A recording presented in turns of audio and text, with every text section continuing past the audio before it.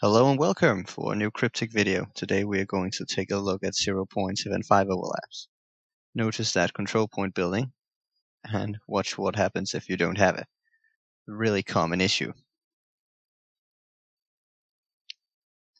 So yeah, here we have a 0.75 overlap wall, and as you can see there's a ghost wall in it.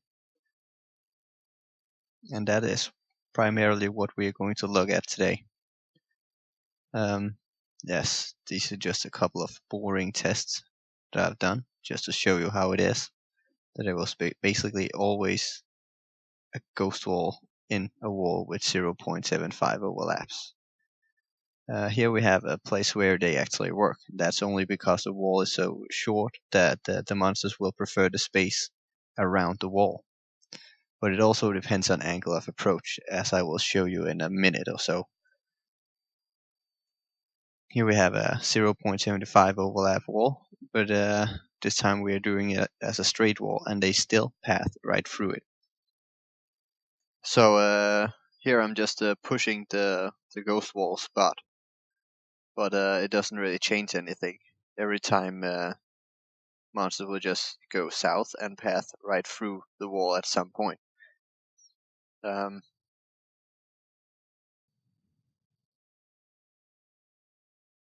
Notice this test here. They path right up to the RG, and they split. Half of them go upwards and follow the wall, and they path as the wall worked. And that is what I meant when I said it depends a lot on angle of approach. So here we see a very boring live attack, just to prove to you all that this is how it really works. It is not just something that happens when you test stuff. So in the last 3 tests, I'm going to show you how 0.75 overlaps can work. It's really depends on the angle of approach. But as you can see here, when they come from the bottom and they are on the right side of the vertical wall, they will path like there's no ghost walls at all. In reality, you can't really use these kind of walls anyway, though, because it's almost impossible to make sure that the monsters always come from that specific angle. Also, 0.75 and 0.25 overlaps are known to cause issues, so a lot of well-known yard designers actually never use them. So, avoiding ghost walls. This is probably going to be a bit confusing. Also because I'm going to tell you that you are going to use the yard planner at your own risk. Basically, using the yard planner is one of the only ways to actually make a ghost wall.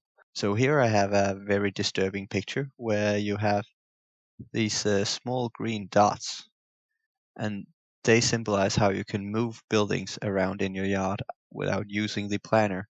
Notice that if you move things diagonally, you can move buildings or blocks 0.25 at a time. But if you're moving them in a straight line, you can only move them by 0.5 at a time. Notice the blue and red dots. Imagine that's a corner of a block, and that is where they will work. And that is the places you can place them without using the planner. So all the red dots symbolizes the places that you can only hit by using the planner, and they can cause trouble. The funny thing here is that you can't make 0.25 or 0.75 overlaps without using the planner. And those kind of overlaps are known for causing issues. Now look at the red text. It says that a whole number and an odd number doesn't work. By that I mean those red dots you see on the right, and those are the spots you can only hit using the yard planner. Then look at the blue text where it says all the whole numbers, or if you have only odd numbers, they will work fine. And those are all the spots you can hit without using the planner. Now, I'm not telling you to just stop using the planner. I'm just saying when you do, make sure the first block you put can be placed without the planner, and then you start placing stuff from there. And every once a while, I suggest that you close down the yard planner and you just make sure that your stuff can actually be where you've put it without using the planner. Now you just need to know that this is not a complete way to avoid ghost walls. You can still encounter ghost walls, but the chance is much, much less.